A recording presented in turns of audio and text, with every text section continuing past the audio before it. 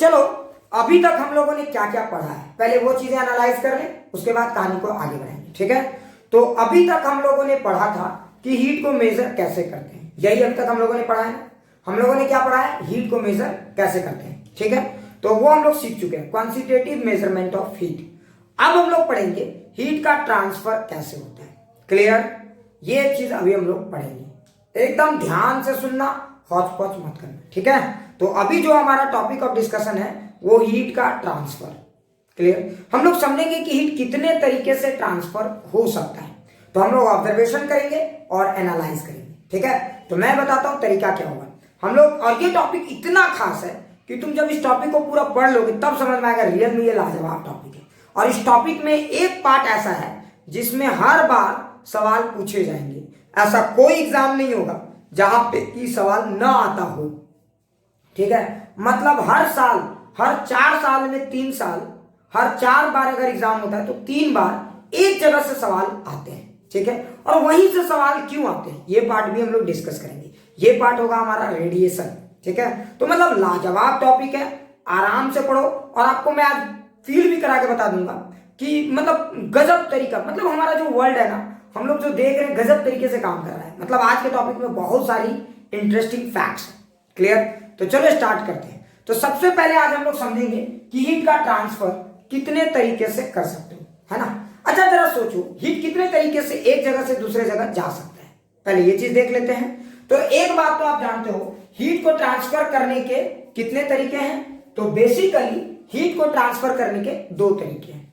ठीक है, या 3, बताओ कितने तरीके से आप हीट को ट्रांसफर कर सकते हो। बिल्कुल 3 तरीके, है ना। आप लोगों ने ये बेसिक स्टैंडर्ड में पढ़ा होगा। तो हीट को आप 3 तरीके से ट्रांसफर कर सकते हो। एक क्या है, किसी को नाम याद है, फटाफट बोलो, नाम याद है, कंडक्शन। दूसरा क्या है, कन्वेक्शन। और तीसरा क्या है, रेडिएशन। तो पहला है कंडक्शन, जरा ध्यान से सुनिए, पहला है कंडक्शन। ठीक है, दूसरा क्या है, समझ में आ गया होगा, कन्वेक्शन। और तीसरा क्या है, रेडिएशन। कुछ लोग बोलेंगे सर फील नहीं आया, कुछ लोग ये सवाल जरूर मुझसे कह सकते हैं कि सर फील नहीं आया। सो डोंट टेक टेंशन, मैं एक एक चीजें आपको डिटेल से बताऊंगा, थोड़ा सा रुक जाओ। हाँ ठीक है, तो चलो अब हम लोग समझेंगे कि 3 तरीके से हीट को ट्रांसफर कर सकते हो। कुछ लोग बोलेंगे सर फील तो आ नहीं पा रहा है कि तीनों को कैसे पहचानेंगे। चलो एक एग्जांपल बताता हूं, ये क्लासिक एग्जांपल है इस गेम को समझने के लिए। ठीक है, एकदम बेहतरीन तरीके से आप समझ जाओगे कि तीनों को पहचाना कैसे जाता है। क्लियर, तो मैं आपको बताता हूं। ठीक है, यहां तक क्लियर हो गया। तो मैंने क्या बताया, हीट को ट्रांसफर होने के 3 तरीके हैं। क्लियर है ना सबको यहां तक, कहीं पर भी किसी को डाउट है, तो ये सबको समझ में आ गया कि आज हम लोग क्या पढ़ने वाले हैं। कहीं पर किसी को डाउट, तो आज जो हम लोग पढ़ने वाले हैं पहले ये क्लियर करें। हम लोग आज पढ़ने वाले हैं कि हीट का ट्रांसफर कैसे होता है, वो कौन कौन से मैकेनिज्म है जिसके थ्रू हीट का ट्रांसफर एक जगह से दूसरे जगह होता है।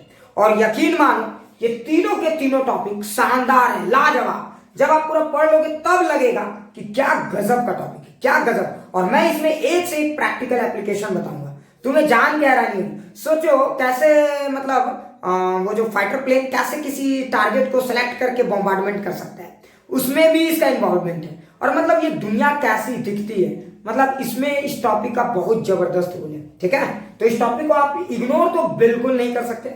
शानदार टॉपिक है, जानदार टॉपिक है और मजेदार तो लाजवाब है।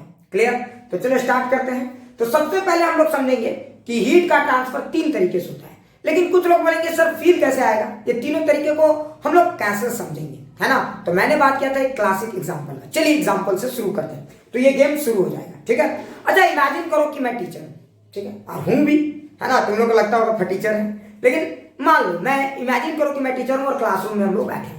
ये वाला जो एग्जांपल है ऑफलाइन क्लासेस के लिए वैलिड है। ठीक है, याद रखेंगे ऑफलाइन क्लासेस की।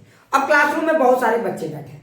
अब जरा फील करो मैं क्लासरूम में बच्चों को ही पेपर बांटना चाहता हूं। मान लो मैं टेस्ट पेपर लाया और मैं ये टेस्ट पेपर सारे बच्चों को देना चाहता हूं, तो बता कितने तरीके से ये टेस्ट पेपर मैं दे सकता हूं। तो 3 तरीके से ये टेस्ट पेपर को मैं डिस्ट्रीब्यूट कर सकता हूं, समझ में आया ना। तो जस्ट लाइक हीट कितने तरीके से डिस्ट्रीब्यूट होता है, हीट का ट्रांसफर कितने तरीके से होता है, सिमिलरली पेपर का ट्रांसफर कितने तरीके से हो सकता है। तो देखो बड़ा एनालॉजी मिलता है ना। हीट का ट्रांसफर 3 तरीके से होता है, उसी तरह से आप पेपर को डिस्ट्रीब्यूट 3 तरीके से कर सकते हो। जैसे एग्जांपल के लिए कुछ टीचर लोग क्या करते हैं, पेपर लाते हैं और आगे वाले बेंच में दे देते हैं, बोलते हैं बेटा तू अपने काम का पेपर रख और पीछे पास कर। याद है ना सबको? अरे तू अपने काम का पेपर रख और पीछे पास करते चला जा। ये होता है कि नहीं होता है? एक मेथड ये है जिसमें बच्चा क्या करता है, अपने हिस्से का पेपर रखता है और जो एक्स्ट्रा होता है वो चेक कर लेता है कि पहले मेरे पास सफिशिएंट है या नहीं, फिर जो एक्स्ट्रा होता है वो पीछे वाले को पास करता है, फिर उसके बाद जो एक्स्ट्रा होता है वो पीछे वाले को पास करता है। इस तरह से ये पास ऑन होता चला जाता है। अच्छा, इस मेथड में तुमने एक चीज ध्यान दिया, इस मेथड से जो आपने पेपर को आगे से पीछे तक पहुंचाया, इसी मेथड को कहा जाता है कंडक्शन। समझ में आया? इस मेथड को अगर तुम बहुत ध्यान से देखो तो क्या कोई बच्चा अपनी जगह से हिला? नहीं। क्या कोई बच्चा अपने मीन पोजीशन से अलग हुआ? नहीं। हाँ, वो हिला जरूर है, वो वाइब्रेट किया है, लेकिन जहां पे बैठा था वहीं पे बैठा हुआ है। बात समझने की कोशिश करो। उसने पेपर लिया, अपने हिस्से का रखा और पीछे दिया। इसमें कहीं पे भी क्लासरूम में डिस्टर्बेंस हुई? नहीं हुई। बात समझो, समझने की कोशिश करो। सिर्फ वाइब्रेशन हुआ, पेपर लिया, आगे से लिया, पीछे दिया। समझ में आ रहा है मैं क्या कह रहा हूं? मतलब इस गेम की क्या खासियत है, इस गेम में बच्चा मूव नहीं किया, जरा ध्यान से देखो, और पेपर आगे से पीछे चला गया। समझ में आया कि नहीं आया? तो इस तरह के मेथड को बोलते हैं कंडक्शन। क्लियर हो गया? ये मेथड को हम लोग बोलते हैं कंडक्शन। क्लियर? तो अगर इस तरह से आप पेपर डिस्ट्रीब्यूट करोगे तो ये कंडक्शन कहलाएगा। अच्छा, जरा सोचो, तुम बोलोगे ठीक है सर, इस तरह से अगर आपने पेपर को डिस्ट्रीब्यूट किया तो कंडक्शन हो गया। अब कन्वेक्शन कैसा हो सकता है? जरा सोचो। एक तरीका और है, इसको मास्टर बैठ गया, ठीक है, बेंच के आगे बैठ गया और नाम बाय नाम बुला रहा है, आर्यन, उत्सव, शशांक, रितेश, संजीत, समझ में आ रहा है, विशाल, सबको नाम बाय नाम बुला रहा है और सब बच्चा जा रहा है आगे अपने हिस्से का पेपर, टेस्ट पेपर लेके, फिर पीछे जाके बैठ जा रहा है। तुमने एक चीज ध्यान दी, यहां पे भी तो पेपर सब तक पहुंचा, यहां पे भी तो पेपर सब तक पहुंचा, लेकिन यहां पे क्या हुआ, जिसको पेपर चाहिए था वो मूव करके आगे तक गया, सोर्स तक गया, फिर पेपर लिया और पीछे गया। ये बात समझ में आया? तो पेपर यहां पे भी सब में इक्वली बटा। समझो बात को। लेकिन इस मेथड की खासियत क्या थी? इस मेथड की खासियत ये थी कि बेटा मीडियम मूव किया है। जरा ध्यान से सुनो, मीडियम ने क्या किया? मूव किया। जो पार्टिकल है वो मूव किए हैं, है ना? तो यहाँ पे मीडियम का मूवमेंट अलाउड है। समझ में आया? अच्छा, एक बात बताओ, ऐसा कहां हो सकता है? मीडियम का मूवमेंट कहां अलाउड हो सकता है? बताओ, सॉलिड में या लिक्विड में? फील करो, मीडियम का मूवमेंट कहां अलाउड हो सकता है? पार्टिकल एक जगह से दूसरे जगह जाएं और हीट लेके जाएं। समझ में आ गया? अगर लिक्विड या फ्लूइड्स, फ्लूइड को ज्यादा अच्छा लगेगा। ये बात समझ में आया? फ्लूइड में अलाउड है। मतलब इस तरह के मेथड को कहते हैं कॉन्वेक्शन। समझ में आया? इस तरह के मेथड को क्या कहते हैं? कॉन्वेक्शन। क्लियर? अच्छा, जरा सोचो, तो पहला मेथड में क्या था? मैंने पेपर दिया, बच्चा मूव नहीं किया, अपने हिस्से का पेपर रखा, पीछे वाले बेंच को पास ऑन करते गया। समझ में आया? पीछे वाले बेंच को क्या किया? पास ऑन करते गया। ये मेथड क्या था हमारा? कंडक्शन। दूसरा क्या हुआ? मैंने नाम बाय नाम सबको बुलाया, प्रियंका अपने हिस्से का पेपर ले जाओ, ईशानी अपने हिस्से का पेपर ले जाओ। तो नेम बाय नेम मैंने सबको बुलाया। समझ में आ रहा है ना? तो यहां पे बच्चा क्या हुआ? आया और पेपर अपने हिस्से का लेके गया। समझने की कोशिश करो। क्लियर? तो इस मेथड को बोलते हैं कन्वेक्शन। क्लियर? लेकिन जरा सोचो, एक और तीसरा मेथड है। मान लो कि आपका मास्टर चाइनीज सीख के आया, कुंफू, ठीक है, कुंफू सीख के आया है ना? चाइनीज में देखे होगे, कुंफू सीख के आया, तो वो पेपर कैसे डिस्ट्रीब्यूट कर सकता है? ये बात समझ में आए? बताओ, वो चाइनीज मास्टर पेपर कैसे डिस्ट्रीब्यूट कर सकता है? वो बेटा क्या करेगा? पेपर ला के रखेगा और ऐसे फेंकेगा, कर सबके पास, समझने की कोशिश, दोनों हाथ में रखेगा, टक टक टक टक टक टक टक टक। हाँ बात ठीक है, बात समझो। क्लियर? समझ में आया? तो दोनों तरफ से पेपर फेंकेगा, गाड़ गाड़ गाड़ गाड़ गाड़। समझने की कोशिश करो मैं क्या कहना चाह रहा हूं। क्लियर? तो देखो, उसने पेपर सब तक पहुंचाया कि नहीं? पहुंचाया कि नहीं? अच्छा, इस खेल की क्या खासियत थी? इस खेल की क्या खासियत थी? इस देखो, एक बोल रहा है समझित बड़ा शौकीन टीचर है सर। इस खेल की खासियत ये थी कि टीचर जो है चाइनीज था, so don't take tension. Clear? अब आगे बढ़ते हैं। क्लियर? एक बात याद रखना, साइंस में, टीचिंग में कभी भी हम लोग भेदभाव नहीं करते। समझ में आ रहा है? टीचर का ये कर्तव्य कभी भी नहीं है कि वो बच्चों में भेदभाव करे, देश में भेदभाव करे, कभी नहीं। ठीक है? ये फैक्ट है। हाँ, जब भेदभाव की बात आएंगी, जब मैं टीचिंग लाइन से हट जाऊंगा तो मैं भेदभाव की बातें करूंगा, लेकिन जब तक मैं टीचिंग पोस्ट पे हूं, जब तक मैं टीचर हूं, जब तक मैं क्लास में हूं, मैं कभी भी नहीं कहूंगा कि आप किसी को बाइकआउट करो। क्यों करेंगे बाइकआउट? हम उससे आगे बढ़ने की कोशिश करेंगे ना। हम किसी को नेग्लेक्ट क्यों करें? मेरा ये कहना है। हाँ, कुछ लोग बोलते हैं चाइना को बैकआउट करो। अरे मैं चाइना को क्यों बैकआउट करूं? मैं अपने आप को इतना इंप्रूव कर लूं कि लोग हमारा सामान खरीदे, चाइना का सामान क्यों खरीदेंगे फिर? बात समझो। तो मतलब यही बात हुई ना कि हमें वो गट्स नहीं है, हमें वो टेक्नोलॉजी का पावर नहीं है, तभी तो हम बोलते हैं बाइकआउट करो। क्यों बाइकआउट करने के लिए बोलेंगे? मार्केट ओपन मार्केट है ना सबके लिए, ओपन मार्केट है कि नहीं सबके लिए? ये बताओ जरा, समझो। आज ओपन मार्केट है तो सबको यहाँ पे अधिकार है बेचने का, तो तुम क्यों नहीं उतने सामान सस्ते बना के बेचते हो? क्यों आपका टेक्नोलॉजी उतना पीछे है? बनाइए और बेचिए। क्लियर? समझ में आ रहा है? तो मेरा कहने का मतलब समझो, तो ये एक बड़ा इंटरेस्टिंग फेनोमेनन है। खैर अब आगे बढ़ते हैं। Just clear? तो हीट का ट्रांसफर हो सकता है। अच्छा एक बात बताओ, जब टीचर ने कंडक्शन का प्रोसेस अपनाया, जब टीचर ने कंडक्शन का प्रोसेस अपनाया, तो बोलो कंडक्शन में क्या हुआ? पार्टिकल की एक्चुअल मूवमेंट नहीं हुई, पार्टिकल की वाइब्रेशन जरूर हुई है लेकिन एक्चुअल मूवमेंट नहीं हुआ। तुमने ध्यान दिया? पहला इंपॉर्टेंट पॉइंट। तो चलिए एक एक करके अच्छे से समझते हैं। तो कंडक्शन को पहले जूम करके समझते हैं। तो कंडक्शन में क्या हुआ? कोई एक्चुअल मूवमेंट नहीं हुआ। तो actual movement of particle does not take place. समझ में आया है ना? फिर भी हीट एक जगह से दूसरे जगह तक पहुंच गया। ये बात समझो। तो पहला बात इंपॉर्टेंट है कि यहां पे एक्चुअल मूवमेंट नहीं हुआ पार्टिकल का, फिर भी हीट एक जगह से एक एंड से दूसरे एंड पे पहुंच गया। अच्छा दूसरा इंपॉर्टेंट पॉइंट, कंडक्शन जनरली किस में होगा? कंडक्शन किस में होगा? सॉलिड में या लिक्विड में? सॉलिड में या फ्लूइड में? सबसे बढ़िया कंडक्शन किस में होगा? सॉलिड में होगा। जैसे लोहा का गर्म होना, ये सब, तो कंडक्शन किस में होता है? सॉलिड में होता है। क्लियर हो गया? अच्छा एक बात बताओ, कंडक्शन सॉलिड में होता है। अच्छा तुम्हें पता है सोर्स से लेकर डेस्टिनी तक, सोर्स से लेकर डेस्टिनी तक मीडियम की जरूरत पड़ती है। कंडक्शन बिना मीडियम के हो ही नहीं सकता। समझने की कोशिश करो। अगर तुम पेपर देते हो आगे वाले को कि पीछे वाले को पास करो, और बीच वाला बच्चा उठ के कहीं चला गया टिफिन खाने, टिफिन चोरी करने चला गया, तो बताओ बीच वाला बच्चा उठ के टिफिन चोरी करने चला गया, अब आगे वाला पेपर लिया, बीच में लेने वाला कोई है ही नहीं। बात को समझने की कोशिश करो। मतलब यहाँ पे कंटिन्यूअस मीडियम चाहिए, तभी क्या होगा? एक दूसरे पे पास ऑन होता चला जाएगा। ये बात समझ में आ रहा है? मतलब यहाँ पे आपको मीडियम, कंटिन्यूअस मीडियम की जरूरत पड़ेगी। बीच में मीडियम गायब हो जाए ऐसा पॉसिबल नहीं है। ये बात समझ में आया? तो जब इस तरह से हीट का ट्रांसफर होता है इसे हम बोलते हैं कंडक्शन। अच्छे से समझ में आ गया? और समझ गए होंगे इसके प्रैक्टिकल एग्जांपल्स भी हैं। So please don't take tension.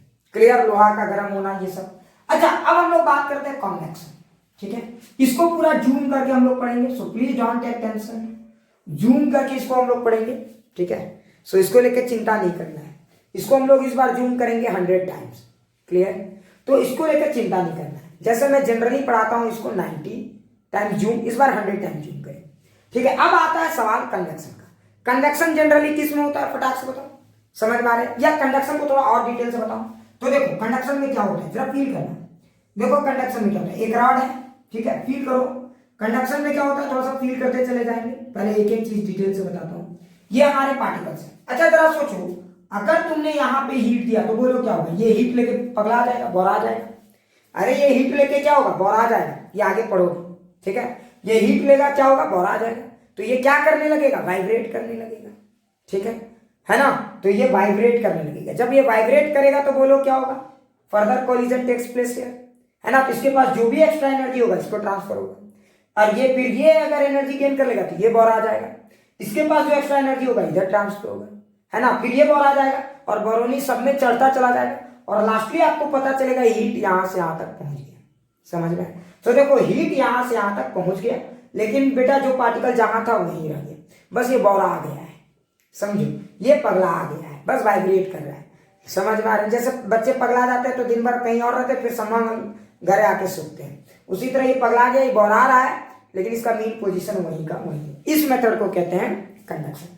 Clear है ना? अच्छा अगला पार्ट है हमारा कन्वेक्शन, है ना? अब जरा सोचो कन्वेक्शन किस में होता है? जनरली लिक्विड में, फ्लूइड्स में। इसको तुम ऑब्जर्व कर सकते हो, ये तो बहुत ही कॉमन फेनोमेनन है। सो शायद ये बात को तुम बहुत ध्यान से देखना, ठीक है? अगर तुम कन्वेक्शन को ऑब्जर्व करोगे तो कन्वेक्शन क्या होता है? फ्लूइड्स में। और इसको बहुत अच्छे से ऑब्जर्व कर सकते हो चाय के केसेस में, है ना? चाय की चुस्की के साथ इसको ऑब्जर्व कर सकते हो, है ना? हाँ, तो तुम जब चाय को उबालते हो और सोचो उसमें चाय पत्ती डाल दो, तुम्हें फील आएगी चीज। तुम देखोगे कि चाय पत्ती जो है उसका मोशन कैसा हो रहा है, तो तुम ऑब्जर्व करोगे चाय पत्ती नीचे जा रहा है, फिर धड़ाक से ऊपर उठ रहा है ना? और इस तरह का मोशन कंटिन्यूअसली हो रहा है। क्लियर। चाय पत्ती नीचे जा रहा है, धनाक से गर्म हो रहा है, फिर उठ के ऊपर, और इस तरह से कंटिन्यूअस मोशन, गड़गड़ गड़गड़। तुम देखना उस चाय पत्ती को, देखना अचानक से नीचे से ऊपर आएगा, फिर क्या होगा, थोड़ा देर बाद फिर नीचे चला जाएगा, फिर नीचे से ऊपर आएगा, नीचे जाएगा, और इस तरह से कंटिन्यूअस क्या हो रहा है, इंटरमिक्सिंग चल रहा है। तो इस तरह से हर कोई गर्म हो रहा है, समझ में आ रहा है। यहाँ पे हर तक इक्वली जो है वो हीट पहुंच रहा है, क्लियर। अब यहाँ पे जिस तरह से हीट ट्रांसफर हो रहा है इसे हम कहते हैं कन्वेक्शन। लेकिन थोड़ा सा इसको अभी फिलहाल थोड़ा और जूम करके समझते हैं कि कन्वेक्शन बेसिकली क्या है। अच्छा एक बात बताओ, कन्वेक्शन कहाँ हो सकता है? कन्वेक्शन सिर्फ अर्थ में हो सकता है या कहीं भी? आप चाय को क्या स्पेस में उबाल सकते हो? एक बड़ा इंटरेस्टिंग पॉइंट है। क्या आप चाय स्पेस में बना सकते हो? यस या नो? क्या आप चाय स्पेस में बना सकते हो? यस या नो? नीचे गैस बर्नर लगा दिए, बर्नर जल रहा है, कुछ लोग बोलेंगे सर बर्नर जलेगा कैसे, वहां ऑक्सीजन नहीं, मार के गर्दा उड़ा, मान लो नीचे ऑक्सीजन भी है, ठीक है, समझे। तो क्या आप स्पेस में चाय बना सकते हो? यस या नो? तो जरा सोचो, है ना।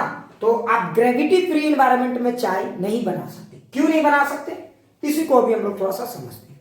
देखो पहले ये समझो कि कन्वेक्शन का मैकेनिज्म आखिर है कैसे, ये काम कैसे करता है, तब आपको पूरा गेम समझ में आ जाएगा। जरा ध्यान से देखना प्लीज, रट्टा मत मारना। मान लीजिए कि हम लिक्विड को थोड़ा जूम करते हैं। देखिए हमारा लिक्विड था, यहाँ पे 3 पार्टिकल थे, ठीक है, ए बी सी, ये 3 है। इसको थोड़ा जूम करते हैं, देखो सी बी ए, समझ में आया, ए बी सी। अच्छा एक बात बताओ, तीनों को देखो, अगर मैंने हीट दिया तो बोलो क्या होगा? अरे जरा फील करो, अगर मैंने नीचे से हीट दिया तो बोलो क्या होगा? जब हम हीट सप्लाई करेंगे तो बोलो ए के साथ क्या होगा? ए गर्म होगा। अरे बेवकूफो, ए के साथ क्या होगा? ए गर्म होगा। मारेंगे ना, काइनेटिक एनर्जी बढ़ेगा, मार के गर्दे उड़ा देंगे बेवकूफ। काइनेटिक एनर्जी तो बढ़ेगा, लेकिन वो यहाँ पे हाँ ए क्या होगा? गर्म हो जाएगा। अच्छा तुम जानते हो कोई भी चीज गर्म होता है तो वो फैलता है, एक्सपैंड करता है, ये बात पता है कि नहीं? गर्म हुई चीजें हल्के हो जाती हैं, ये बात पता है ना। कोई भी चीज, जो चीज गर्म हो जाती है वो क्या हो जाती है? हल्की हो जाती है, क्लियर। अगर वो हल्की हो गई इसका मतलब वो एक्सपैंड कर गई। तो बताओ अगर ये गर्म होकर एक्सपैंड कर गया तो इसकी डेंसिटी, इसका मास तो चेंज नहीं हुआ, लेकिन बेटा फूल के गुंबा हो गए, तो देखो इसकी डेंसिटी बदल गई। अच्छा तुम भी जानते हो अगर कोई लिक्विड में एक हल्की डेंसिटी की कोई चीज रहेगी तो वो ज्यादा देर तक नीचे नहीं रह सकती, ये बात समझ लो। तो बताओ ये ज्यादा देर तक नीचे रहेगी क्या? ये अपने ऊपर वाले भाइयों से ज्यादा हल्का हो गया, तो बताओ ये चाहेगा कि हम ऊपर चले जाएं? अरे ये चाहेगा कि हम ऊपर चले जाएं। इस फेनोमेनन को क्या कहते हैं? बायंसी। इस फेनोमेनन को क्या कहते हैं? बायंसी। याद आया?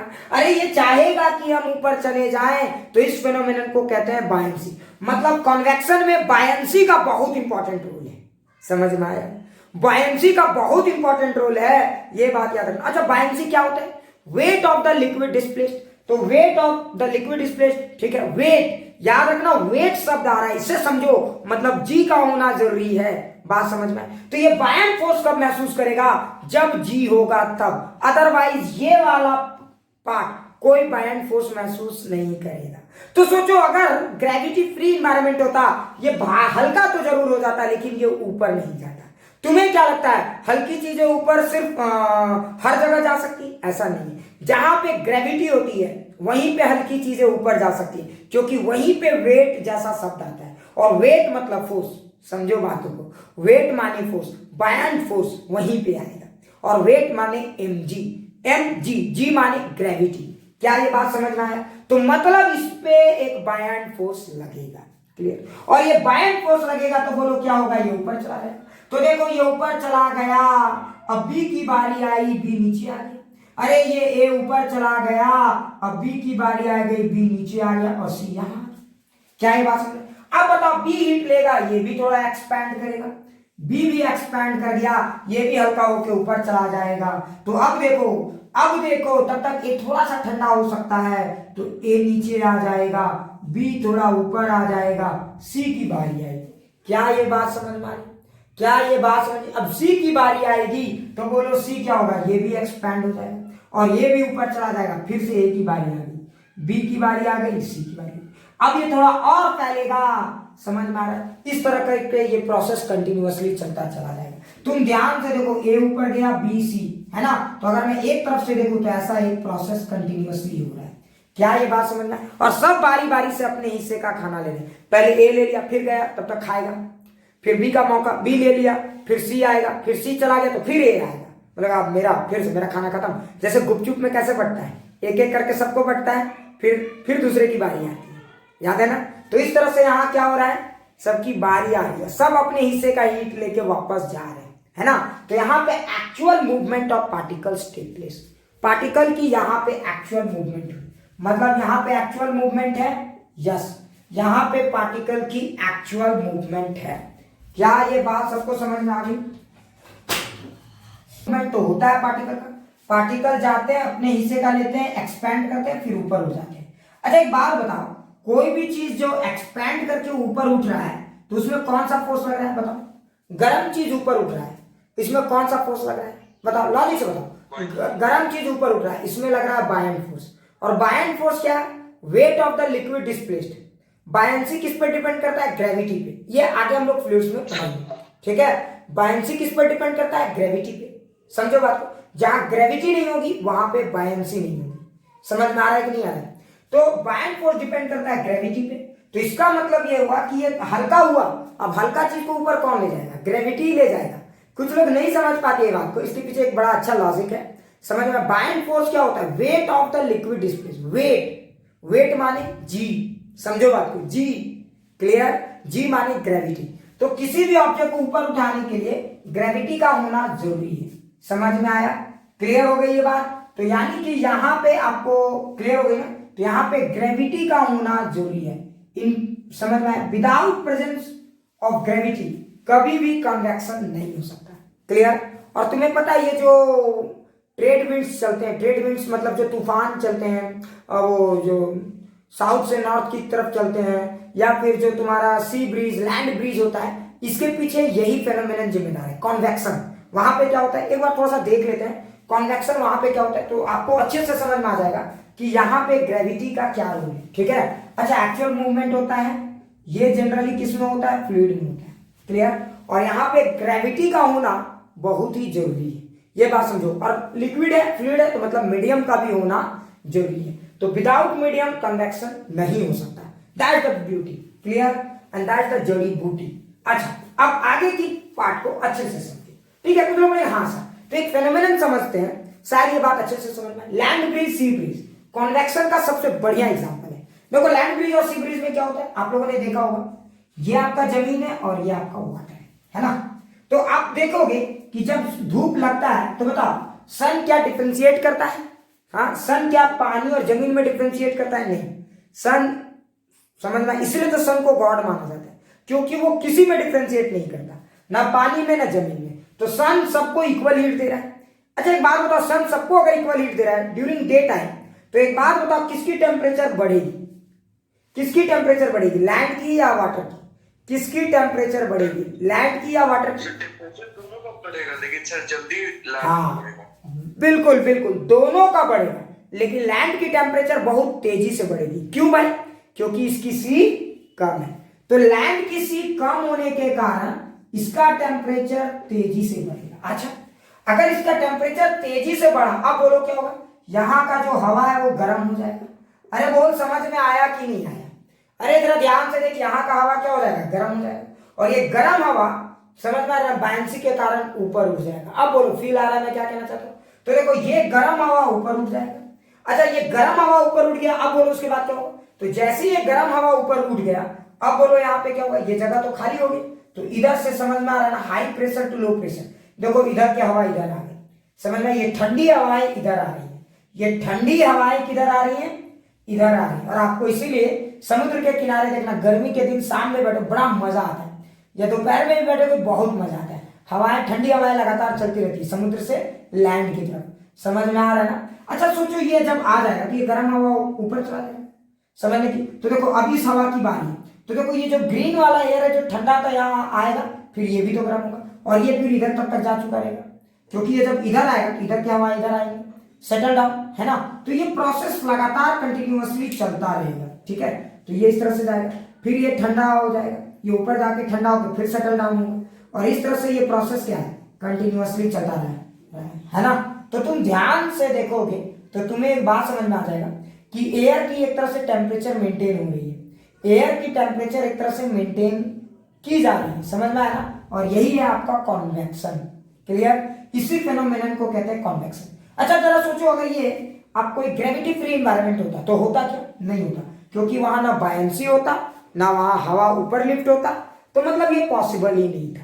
तो ग्रेविटी फ्री एनवायरनमेंट में कन्वेक्शन नहीं होता है। क्लियर? ये बात पे थोड़ा सा फोकस करने की जरूरत है।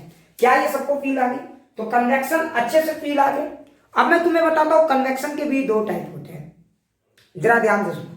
कन्वेक्शन के भी दो टाइप होते हैं, एक होता है नेचुरल कन्वेक्शन और एक होता है फोर्स्ड कन्वेक्शन।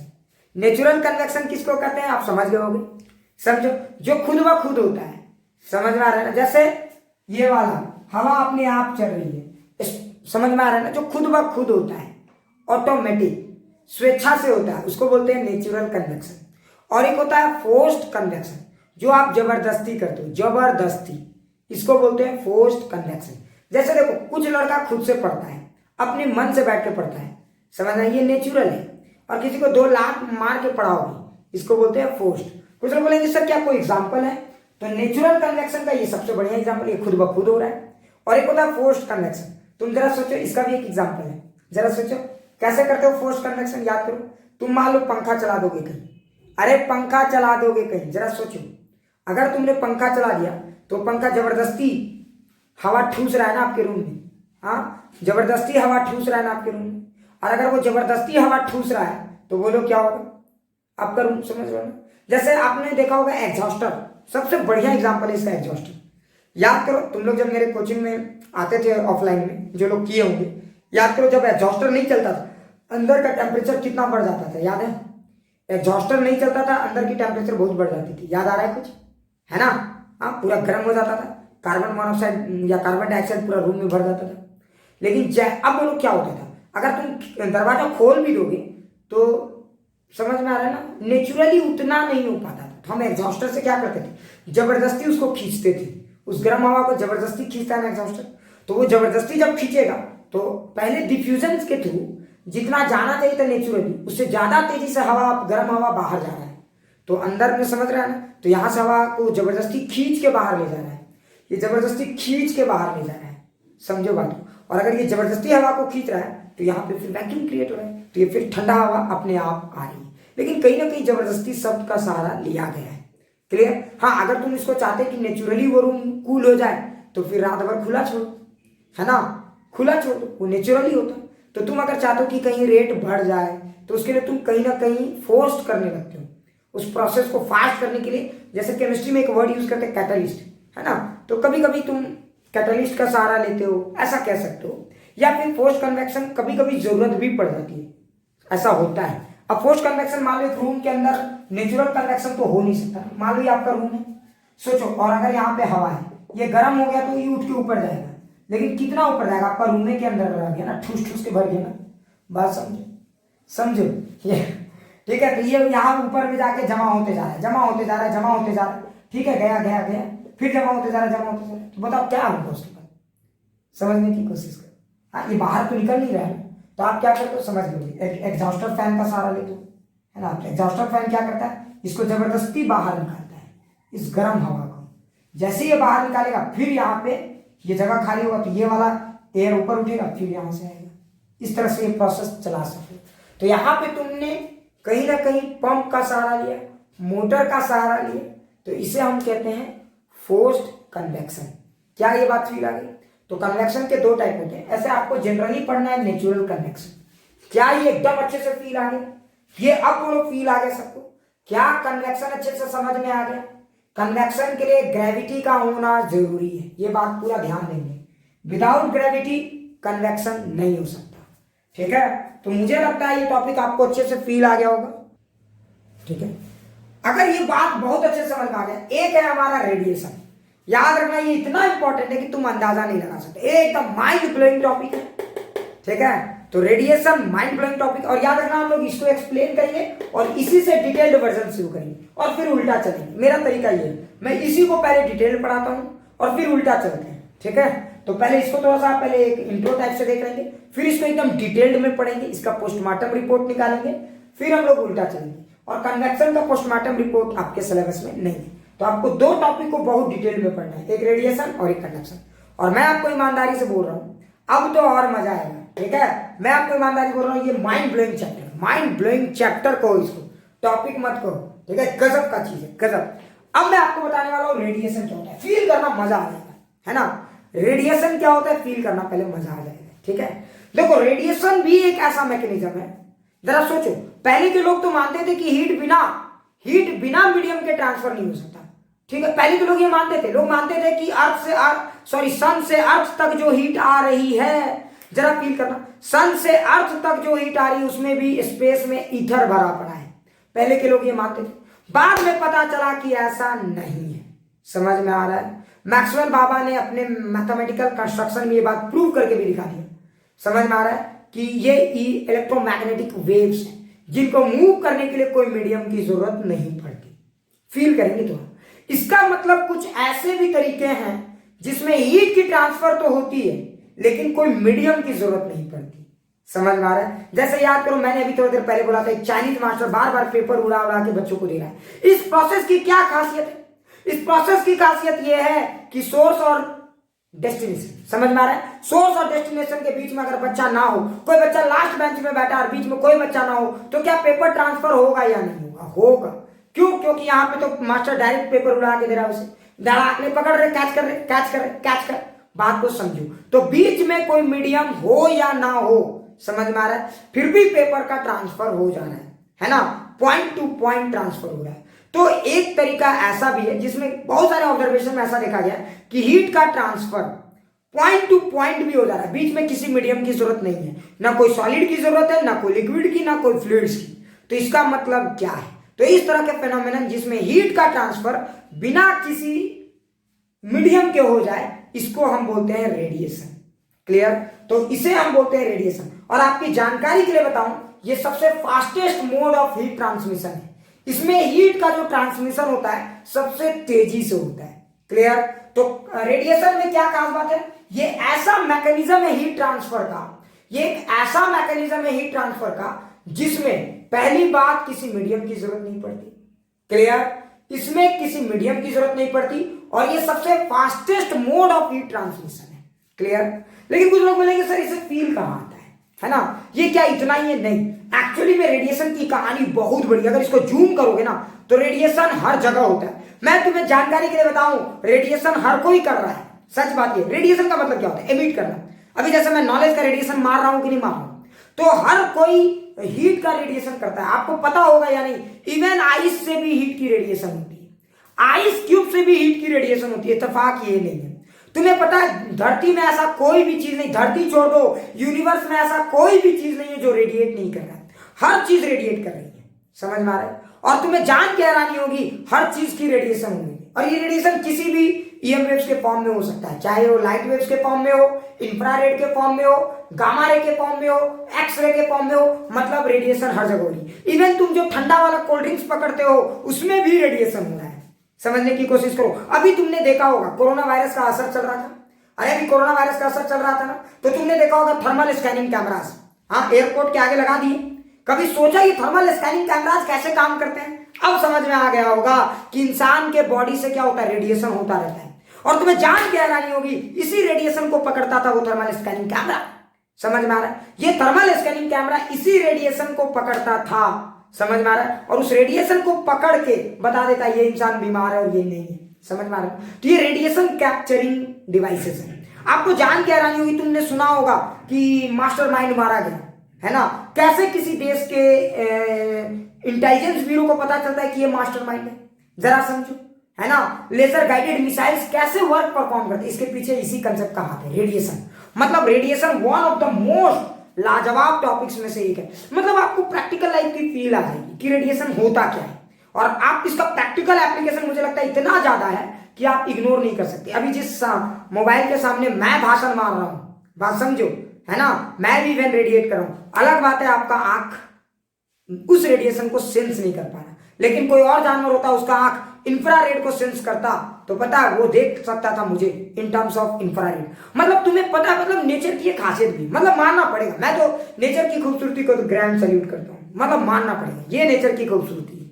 समझ में आ रहा है? नेचर सोचो इंसान को सिर्फ 2 रेडिएशन पहचानने के लिए दिया है, सेंसर, ठीक है। लेकिन आपको जान के हैरानी होगी, कुछ कुछ जानवर, कुछ कुछ चीजें अलग अलग रेडिएशन देखते हैं। तो हमारे को लाइट के नजरिए से हमारा आंख और स्किन दो ही रेडिएशन हम लोग पहचान सकते हैं, समझने की कोशिश करो। लेकिन आपको पता है कुछ जानवर के लिए दुनिया ऐसी नहीं दिखती, हम लोग के लिए लाइट ऐसी दिखती है। समझो बात को, लाइट क्या हम लोग सेंस करते हैं और लाइट के नजरिए से हम लोग दुनिया को देख रहे हैं। कुछ जानवर पता है इंफ्रारेड के नजरिए से दुनिया को देख रहे हैं, तो उनके लिए दुनिया वैसी नहीं दिखती होगी जैसा आप सोच रहे हो, जैसा आप सोच रहे हो वैसे नहीं दिखती होगी। तो कुछ लोग बोलेंगे सर कैसी दिखती होगी उसके लिए, हाँ उसके लिए ये दुनिया कैसी दिखती होगी, इमेजिन करो तो मजा आ जाएगा। एक काम करना, इंफ्रारेड कैमराज ले लो, समझ में आ रहा है, और इंफ्रारेड कैमराज से देखना, समझ में आ रहा है ना, इंफ्रारेड कैमराज से भी आपको दुनिया दिखेगी। जैसे एक बात बताओ, वो जो नाइट विजन, ठीक है, नाइट विजन समझते हो ना, नाइट विजन कैमराज होते हैं, क्या वो लाइट पे काम करते हैं? नहीं,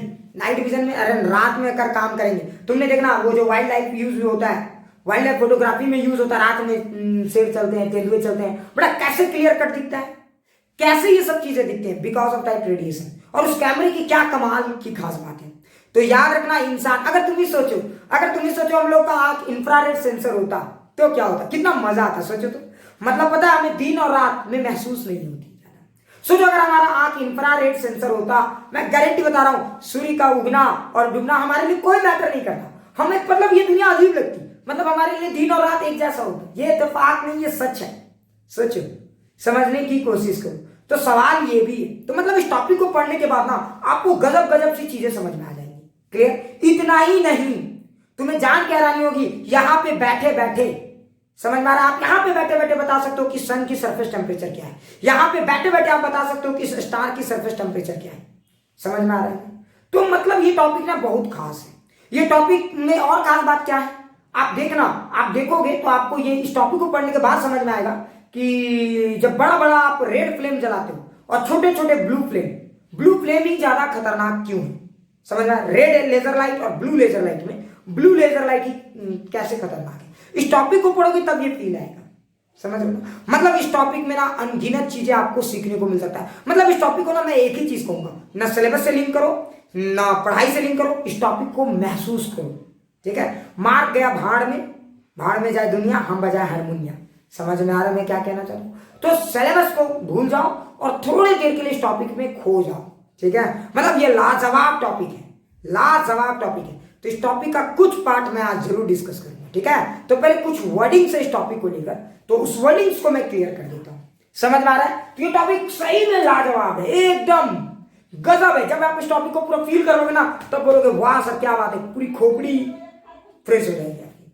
ठीक है? तो चलो हम लोग अभी बात करेंगे रेडिएशन पे। ठीक है? और हम लोग इस रेडिएशन वाले टॉपिक में कुछ बड़े अनसुलझे रहस्य को भी सुलझाने की कोशिश करें।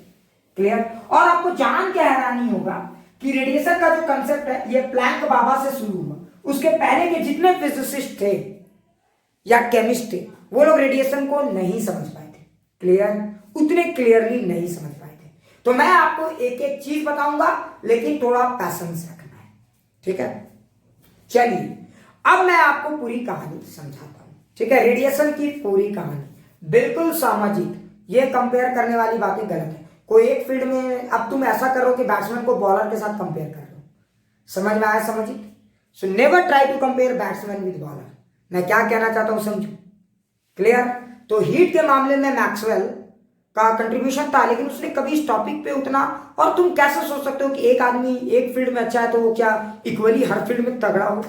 ये गलत थिंकिंग है हमारी। ठीक है? जो चेस में अच्छा है, क्या गारंटी है कि वो बेटा पढ़ने में अच्छा हो? समझ गए होगे मैं क्या कहना चाहता हूँ। खैर अब आगे की कहानी में सुनाता हूँ, थोड़ा फील करेंगे। ठीक है? तो मैं कहा था ब्लैंक बॉडी में। तो देखो इस टॉपिक के स्टार्ट करने से पहले ना एक वर्ड को समझना जरूरी है। ठीक है? इस टॉपिक को स्टार्ट करने से पहले एक वर्ड को समझना जरूरी है, और वो वर्ड है हमारा ब्लैक बॉडी। याद करो केमिस्ट्री में भी ये शब्द सुने होंगे, एटॉमिक स्ट्रक्चर में। क्या तुमने फील किया था केमिस्ट्री में ग्राफ बना होगा? क्या तुमने इस टॉपिक को फील किया है? Black body. क्या नाम सुना है तुम लोगों ने ब्लैक बॉडी? हाँ, क्या किसी ने नाम सुना है ये ब्लैक बॉडी है? बताओ कोई। ठीक है? किसी ने ये नाम सुना है? टेम्परेचर का ग्राफ था सर। बिल्कुल बिल्कुल। क्या उस ग्राफ को तुम लोगों ने फील किया? यस या नो? बताओ उस ग्राफ। हाँ आर्यन, आज अब मौका है, आज या कल तक में तुम्हें ये पूरी बात समझ में आ जाएगी। तो आज मैं ब्लैक बॉडी का बेसिक कंसेप्ट करा दे रहा हूँ, ठीक है। और देखता हूँ इस टॉपिक को कल तक में हम लोग पूरा एक एक चीज फील कर लेंगे। अरे गजब लाजवाब है, ठीक है। सो बिल्कुल परेशान नहीं। तो सबसे पहले हम लोग समझेंगे ब्लैक बॉडी होते क्या है, पहले इसको समझिए, ठीक है ना। उसके बाद हम लोग आगे की कहानी शुरू करेंगे, तब रेडिएशन थोड़ा फील आने लगेगा। क्लियर। अब मैं तुम्हें समझाता हूं ब्लैक बॉडी का मतलब क्या है, ठीक है। ब्लैक बॉडी कहते किसको? देखो, ब्लैक बॉडी उन बॉडीज को कहा जाता है जिसके बारे में ये माना जाता है कि वो कुछ भी तो एब्जॉर्ब कर ले, कुछ भी तो एब्जॉर्ब कर ले, हम उसे कहेंगे ब्लैक बॉडी। कोई भी रेडिएशन दो वो एब्जॉर्ब कर ले, हम उसे कहेंगे ब्लैक बॉडी। और वो अगर एक बार एब्जॉर्ब कर ले तो उससे निकलना मुश्किल हो जाए, ऐसे सिचुएशन को बोलते हैं ब्लैक बॉडी। नहीं समझ में आया? जैसे एक बच्चे को फील करो, एक बच्चे को कुछ भी खाया कहा था, देखो मैं भटक गया, ठीक है। तो मैं बता रहा था कि ब्लैक बॉडी क्या है ना। तो आप लॉजिकली एक एग्जांपल बताता हूं तो शायद ये बातें समझ में आने लगी। तो ब्लैक बॉडी हम उन बॉडी को कहते हैं जो बहुत जबरदस्त तरीके से चीजों को एब्जॉर्ब कर सकते हैं। हम बस उन्हीं को अभी फिलहाल ब्लैक बॉडी कह रहे हैं। थोड़ा सा ध्यान से सुनो। और ब्लैक बॉडी आप कैसे महसूस कर सकते हो ये भी कुछ बताऊंगा, सो बिल्कुल टेंशन मत लेना। आज हम लोग सिर्फ ब्लैक बॉडी के ही कंसेप्ट को एनालाइज करेंगे, ठीक है। और कल हम लोग रेडिएशन के कंसेप्ट को एनालाइज करेंगे, सो प्लीज टेंशन मत लेना। देखो, ब्लैक बॉडी को समझने के लिए कुछ लोग ऐसा पिक्चर बनाते हैं, ठीक है। इस पिक्चर को जरा ध्यान से देखो। अंदर में ये अंदर में समझ में आ रहा है ना, ये एक छोटा सा कैविटी है और यहाँ पे जरा फील करो, और ये अंदर में रिफ्लेक्टिंग सरफेस लाइट। अगर तुम एज्यूम करोगे कि कैसा पिक्चर बनाए, कौन सा ऐसा चीज बनाए, एक डिजाइन बताइए, एक मॉडल बताइए जो ब्लैक बॉडी जैसा काम करे, तो ये डिजाइन को तुम मान सकते हो। जैसे देखो, अंदर में मिरर है, ठीक है। तो पॉलिशिंग ऊपर से किया, ऐसे फील करो, थोड़ी देर के लिए फील करो, शायद ये बात आपको समझ में आ जाएगा कि ब्लैक बॉडी लॉजिकली कहते किसको। और पूरा कहानी सुनोगे ना, लास्ट में जाके आपको पूरा खेल समझ में आएगा। So please don't take tension, कोई चिंता मत करना, आपको मजा आएगा, मजा आएगा, मजा आएगा। So please don't take tension, ठीक है। एक एक चीज बताऊंगा आपको मैं। अच्छा, अब जरा सोचो, ये अंदर में मिरर है। अगर सोचो एक लाइट को ऐसे फेंकोगे तो बोलो क्या होगा? अरे बेवकूफ, ये लाइट आएगा, नॉर्मली आएगा और नॉर्मली जाएगा। तो बेटा आया और चला गया, ये कुछ एब्जॉर्ब कर पाया क्या? ये इसको कुछ सीख पाया क्या? कोई बच्चा ऐसा होता है यहां से सुना और यहां से निकल गया, तो बेटा गधा का गधे ना रह गया। रही बात समझो। तो बेटा यहां से सुना, एक तरफ से सुना, एक तरफ से सीधे निकाल दिया, समझो बात को। तो बेटा समझ जाना कि वो गधा बच्चा है, उससे ज्यादा बुद्धि लगाना आपके लिए अच्छी बात नहीं। तो देखो, एब्जॉर्ब किया है, नीट हो गया, कहानी खुश हो गई, मतलब ये ब्लैक बॉडी नहीं है। तो फिर इसको ब्लैक बॉडी कैसे बनाया जा सकता है? तुम जरा ध्यान से देखो। अगर मैं यहाँ पे इस तरह का स्ट्रक्चर लगा दूं, फील करना, अगर मैं यहाँ पे इस तरह का स्ट्रक्चर लगा दूं, अब बोलो क्या होगा? अब बोलो क्या होगा? यहाँ से जितने भी रेडिएशन आएंगे, कोई यहाँ पे टकराएगा और हो सकता है कोई यहाँ पे टकराए। तो देखो, ये टकराने के बाद इधर जाएगा, डिंग डोंग डिंग डिंग। समझ में आ रहा है मैं क्या कह रहा हूं? एक बार रेडिएशन अगर एंट्री मारा तो इसी भूल भुलैये में खो गया। समझने की कोशिश करो जरा। देखो, रेडिएशन आया और जैसे ही तुमने यहाँ पे एक मिरर लगा दी, बोलो क्या होगा? ये अब सीधे वापस तो नहीं जाएगा। अब आएगा तो लॉ ऑफ रिफ्लेक्शन से क्या होगा? ऐसे आएगा, ऐसे जाएगा, फिर यहां से रिफ्लेक्शन, और ये इस तरह से इसी भूल भुलैये में खो जाएगा। क्या ये रेडिएशन बाहर जा पाया? नहीं जा पाया। समझ में आया? तो हम कह सकते हैं ये लॉजिकली क्या है? ब्लैक बॉडी है। जो आ रहा है इसमें समा रहा है, जो आ रहा है इसमें समा रहा है। क्या ये बातें समझ में आई? क्या ये बातें समझ में आई? तो हम कह सकते हैं कि ये एक ब्लैक बॉडी के इक्विवेलेंट है। क्या सबको फील आ गया? ये बात समझ में आई? ये पिक्चर समझ में आया थोड़ा सा? अभी आर्यन तुम्हारा उस डाउट का आंसर जस्ट 2-3 मिनट के बाद मिल जाएगा। आर्यन 2 मिनट रुक जाओ, तुम्हारे सारे डाउट आज क्लियर हो जाएंगे। तुम देखते तो जाओ ये ट्रांसेंड फिजिक्स क्यों है, तुम्हें अब समझ में आ जाएगा, उसका चिंता मत करो, ठीक है। पहले ये बताओ, यहां इस पिक्चर को कहीं दिक्कत, इस पिक्चर में कहीं दिक्कत किसी को भी? इस पिक्चर में कहीं भी दिक्कत? प्लीज फटाक से कमेंट करो। इस पिक्चर में कहीं भी किसी को दिक्कत? ठीक है। अब मेरे दिमाग में एक सवाल आता है। कुछ लोग बोलेंगे सर आप तो थोड़ा गलत पढ़ा रहे हैं, क्योंकि हम लोग तो सुने थे कि ब्लैक बॉडी जो बहुत अच्छा एब्जॉर्बर है, ब्लैक बॉडी तो वैसे बॉडी को कहते हैं जो अच्छा एब्जॉर्ब करता है और अच्छा एमिट करता है। ये तो सिर्फ एब्जॉर्ब कर रहा है, ये एमिट कहां कर रहा है सर? आप इसे कैसे कह रहे हैं कि एक ब्लैक बॉडी? जरा समझें। अब जो तुमने सुना ना वो आधी कहानी है रे बेवकूफ, अधूरी कहानी है। पूरी कहानी मैं सुनाता हूं आपको। इमेजिन कर आर्यन, इमेजिन कर। अच्छा एक बात बता, एक बात मुझे बड़ा अच्छे से याद है। मैंने ऐसे ही एक बच्चे से बातचीत कर रहा था। मैंने उससे पूछा कि ब्लैक बॉडी एक गुड एब्जॉर्बर भी है और एक गुड एमिटर है, मतलब जो जितना अच्छा एब्जॉर्ब करता है वो उतना अच्छा एमिट करता है। मुझे आज भी ये एग्जांपल याद है, मतलब ये क्लासिक एग्जांपल है इस गेम को समझने के लिए कि जो बहुत अच्छे एब्जॉर्बर होते हैं वो बहुत ही अच्छे एमिटर होते हैं। लेकिन तुम बस यहीं तक सुने ना, उसके बाद क्या होता है ये तो नहीं ना सुना, इसलिए तुम लोग का पेज फंस जाता है। ठीक है, तो एक बार मैं एक बच्चे को पूछा था, ठीक है, और उस बच्चे का नाम शुभम, मुझे आज भी याद है वो एग्जाम्पल, और उस बच्चे का नाम भी याद है, बहुत बेहतरीन एग्जाम्पल था। तो मैंने उससे पूछा था कि जब तो जो बहुत अच्छा एब्जॉर्ब करता है वो बहुत अच्छा एमिट कैसे करेगा? तो उसने बोला सर, जो बच्चा जितना ज्यादा क्लास में एब्जॉर्ब करेगा तो जब एमिट करने की बारी आएगी तो एग्जाम में वही ना बच्चा उतना अच्छा एमिट करेगा। सर जरा समझो उसने क्या कहना चाहा, क्या ये बात समझ में आई? तो जो जितना अच्छा हमारी बातों को सुनेगा एग्जाम में वो उतना ही अच्छा एमिट करेगा। यानी अच्छे बच्चे कौन हैं? तो अच्छे बच्चे वो हैं जो एब्जॉर्ब करते हैं, और अच्छे बच्चे वो हैं जो एमिट भी करते हैं, जरूरत पड़ने पे एमिट भी करते हैं। क्लियर? बातें कुछ कुछ समझ में आई? तो अच्छे बच्चों की यही है निशानी। चलो समझ में आया? तो ये छोटी सी थी एग्जाम्पल मेरी जुबानी। क्या कुछ कुछ समझ में आया? अब जरा सोचो, मतलब अच्छा बच्चा कौन है? तो अच्छा बच्चा, ब्लैक बॉडी बच्चा कौन है? ब्लैक बच्चा कौन है? फिजिक्स के एग्जाम हिसाब से colour on the basis of colour नहीं, on the basis of smartness. तो अच्छा बच्चा वो होता है जो क्लास में हर चीजों को सिंसियरली एब्जॉर्ब करता चला जाता है, एब्जॉर्ब करता चला जाता है, और जब जरूरत होगा, जब उसे लगेगा कि मैं टीचर के इक्विवेलेंट आ गया, तब फिर उसकी बारी आ जाती है रिलीज करने की, उसको अपना टैलेंट दिखाने की। और जब वो अपना टैलेंट दिखाएगा, बेहतरीन टैलेंट दिखाएगा। बात समझ में आ रहा है? उस बॉडी को बोलते हैं ब्लैक बॉडी। अब तुम बोलोगे सर ऐसा कैसे हो सकता है? जरा समझो। तो मान लो इमेजिन करो, इसको हम एक प्रैक्टिकल एग्जांपल से भी समझाएंगे, सब कुछ समझ में आ जाएगा। So please don't take tension. थोड़ा सा इमेजिन करो एक सिचुएशन, एक बहुत ही ब्रिलियंट बच्चा है, लेकिन वो 10th में ब्रिलियंट है, मैं मानता हूं, उसे 11th की कुछ भी नॉलेज नहीं है। तो क्या हुआ? वो क्लास में आ गया पहला दिन करने, उसे कुछ भी नॉलेज नहीं, उसे पता है कि मैं 11th के कंपैरिजन में कुछ नहीं जानता। ब्रिलियंट है ये बात मैं जरूर जानता हूं।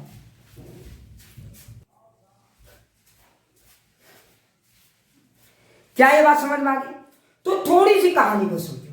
तो वो बच्चा को लगता है कि मैं 11th में थोड़ा सा वीक हूं, है ना, उसे लगता है, लेकिन वो ब्रिलियंट बच्चा है, ठीक है, मुझे पता है उसका कैलिबर बहुत हाई। अब वो क्या करेगा? क्लास में शांति से बैठेगा। इसलिए कहा जाता है तेज बच्चे ना हमेशा सुनते हैं, देखना, जब बारी आती है तो प्रूव करके दिखाते हैं। यही तेज बच्चे की कहानी। आज सुन लो तेज बच्चा कौन होता है, आज सुनो, मैं सुनाता हूं आपको कहानी। अब वो बच्चा क्या करेगा? वो एब्जॉर्ब करना शुरू करेगा। मास्टर जो कुछ भी बोलेगा ब्लाइंडली फेथ करेगा और एब्जॉर्ब करेगा, सोचेगा ही नहीं कि, समझो बात को, वो एब्जॉर्ब करना शुरू कर देगा। समझ में आ रहा? और वो इतना अच्छा एब्जॉर्ब करेगा कि, समझ में आ रहा है ना, पहले बगल वाले को तो लगता था इसे कुछ नहीं आता, लेकिन जब एग्जाम हुआ पता चला वही टॉप करके आ गया। मतलब समझ जाओ कि वो ब्लैक बॉडी। समझ गया ना? अब तुम लोग इस गेम में ट्विस्ट कहां था? इस गेम में ट्विस्ट थी, तुमने एक चीज ध्यान दिया, वो एब्जॉर्ब कब कर रहा था? ये चीज तुमने ध्यान दिया, उसे जब महसूस हो रहा था कि उसकी लेवल थोड़ी सी कम है बाकी लोगों से, तब वो एब्जॉर्ब कर रहा था। लेकिन जब बात आई इक्विलिब्रियम की, जब बात आई शो करने की, तो सबसे ज्यादा शो भी तो कर रहा था। तो इससे एक बात तो प्रूव होता है कि जो बहुत अच्छे एब्जॉर्बर हैं वो बहुत ही अच्छे एमिटर हैं। कुछ लोग बोलेंगे हाँ सर ये तो समझ गए, लेकिन क्या कोई और ऐसा एग्जांपल है जिससे इसको एकदम परफेक्टली समझा जा सके? बिल्कुल समझा जा सकता है। चलिए एक और बेहतरीन एग्जांपल का मैं सहारा लेता हूं, शायद इस एग्जांपल से आपको बहुत बेहतरीन। मान लीजिए कि अभी आपकी फिलहाल आपको किसी ने रिंग दे दिया, ठीक है, हाँ आर्यन, मान लो कि तुम्हें किसी ने रिंग दे दिया, ठीक है। अब वो सिल्वर रिंग तुमने पहना, बड़ा खुश हुए तुम, वाह क्या बात है मेरे को सिल्वर रिंग मिला। अब जरा सोचो वो सिल्वर रिंग जो तुमने पहना, अब फील करना, अचानक से मान लो कि उसके साथ तुम्हारी लड़ाई होगी जिसने तुम्हें सिल्वर रिंग दी थी, ठीक है आर्यन, और उसकी तुम्हारी लड़ाई होगी।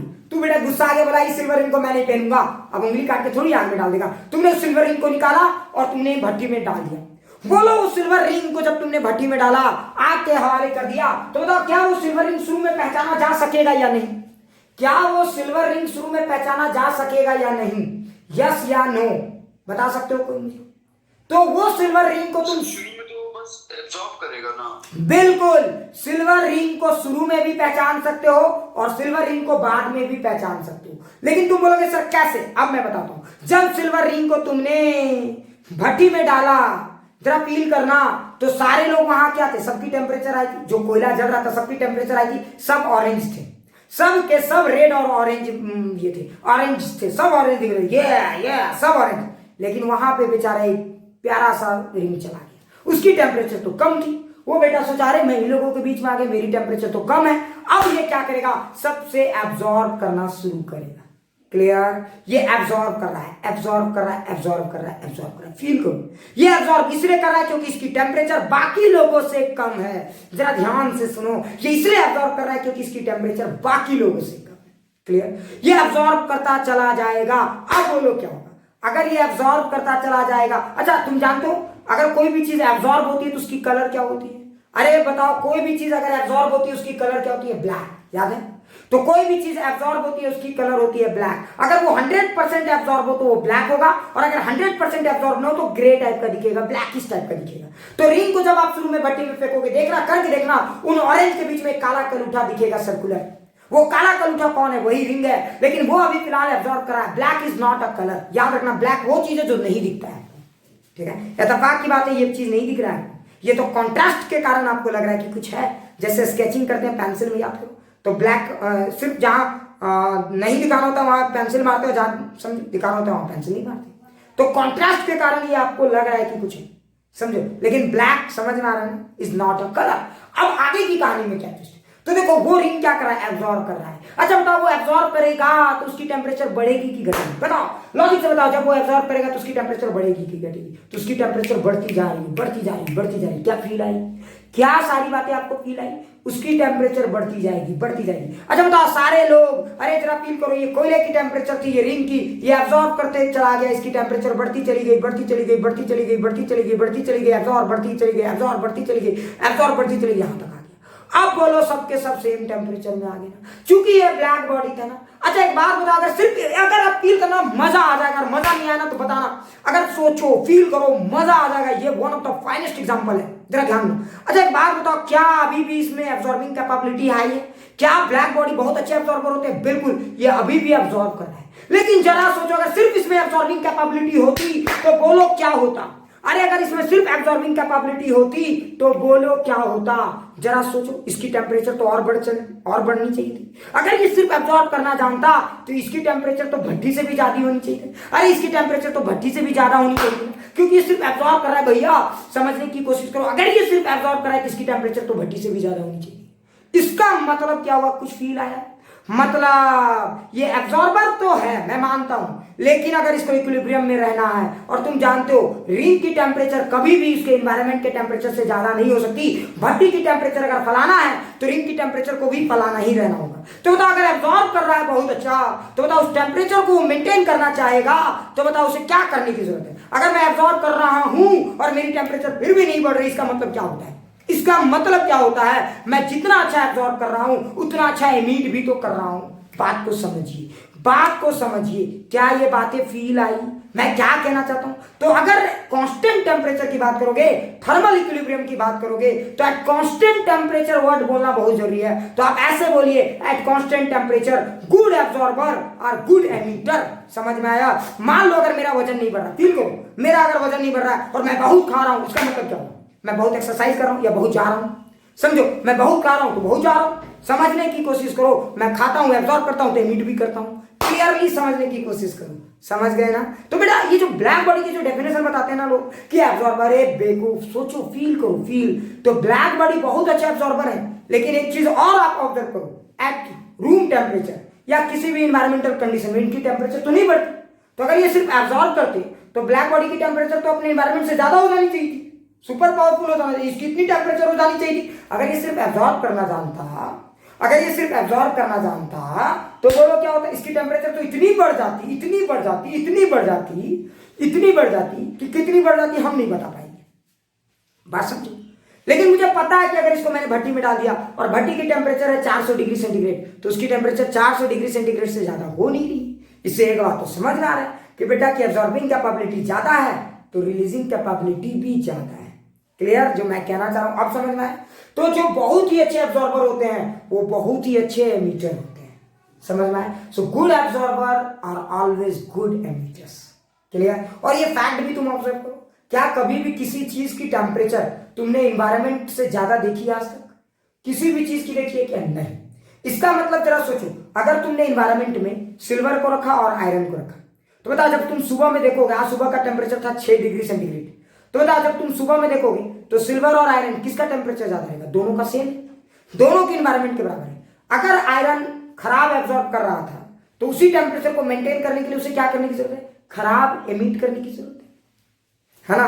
और सिल्वर अगर ज्यादा एब्जॉर्ब कर रहा था तो उसी टेम्परेचर को मेंटेन करने के लिए उसे क्या करने की जरूरत है, ज्यादा एमिट करने की भी जरूरत है।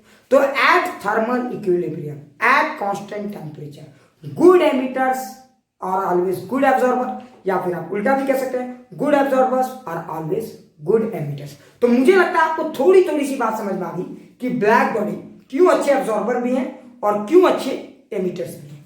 क्या ये बातें थोड़ी सी फील आ गई। अब मैं तुम्हें बता दूं उस भट्टी में रिंग के साथ क्या हुआ। पता है उस रिंग को तुमने शुरू में जब फेंका था ना तो उसकी टेम्परेचर कम थी, समझो, समझ में आया, उसकी टेम्परेचर क्या थी, कम थी, इसलिए वो सिर्फ एब्जॉर्ब कर रहा था, एब्जॉर्ब कर रहा था, एब्जॉर्ब कर रहा था। समझ में आ रहा है, वो एब्जॉर्ब कर रहा था।